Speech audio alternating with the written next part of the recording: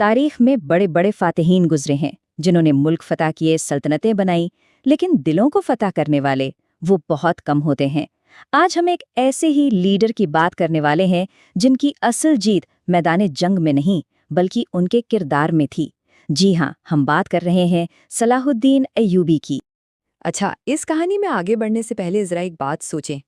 ذرا سوچیں، ایک ایسا انسان جسے اس کے اپنے ہی شہر سے نکال دیا جائے اور پھر وہی شخص واپس آ کر نہ صرف اپنا مقام حاصل کرے بلکہ تاریخ کا رخ ہی موڑ دے۔ یہ کوئی فلمی کہانی نہیں ہے، یہ بالکل حقیقی داستان ہے سلطان صلاح الدین ایوبی کی۔ تو سوال یہ پیدا ہوتا ہے کہ صلاح الدین کی عظمت کا راز آخر تھا کیا؟ دیکھیے، ان کی کہانی کسی محل سے شروع نہیں ہوتی، وہ کوئی سونے کا چمچ لے کر پیدا نہیں ہوئے تھے، بلکہ وہ ایک ایسے لیڈر تھے جنہیں حالات نے اور سب سے بڑھ کر ان کے اپنے کردار نے بنایا تھا۔ صلاح الدین کا تعلق ایک بہت ہی عام کرد خاندان سے تھا، یعنی کوئی شاہی پس منظر نہیں تھا۔ ان کی بنیاد وہ رکھی گئی تھی کچھ بہت ہی مضبوط اصولوں پر جو انہیں بچپن سے سکھائے گئے تھے، جیسے کہ علم حاصل کرنا، سخت ڈسپلن اور اللہ کا خوف یعنی تقوی۔ یہی وہ چیزیں تھیں جنہوں نے ان کی شخصیت کو اتنا مضبوط بنایا۔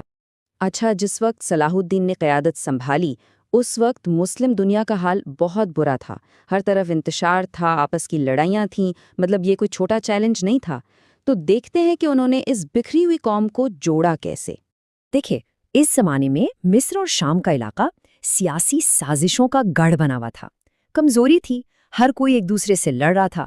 بہت سے لوگوں نے کوشش کی کہ صلاح الدین بھی اس پاور گیم کا حصہ بن جائیں، لیکن ان کا ذہن بالکل صاف تھا۔ ان کا مقصد صرف ایک تھا اور وہ تھا امت کو ایک کرنا۔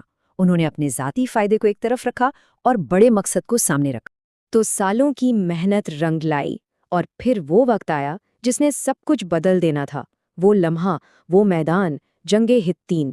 یہ صرف دو فوجوں کی ٹکر نہیں تھی، بلکہ یہاں دو الگ سوچ، دو الگ کردار آمنے سامنے آنے والے تھے۔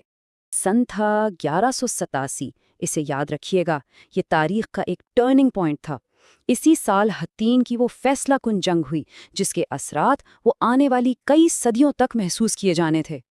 اگر صرف تعداد اور طاقت کو دیکھیں تو لگتا تھا کہ صلیبی فوج زیادہ مضبوط ہے، ان کا پلڑا بھاری تھا، لیکن صلاح الدین کی فوج کے پاس کچھ ایسے ہتھیار تھے جو نظر نہیں آتے تھے۔ کیا تھے وہ؟ ان کا پختہ ایمان، ان کا زبردست ڈسپلن اور ان کا اعلیٰ اخلاق۔ تو بات صرف تلوار کی نہیں تھی، اصل مقابلہ تو کردار کا تھا۔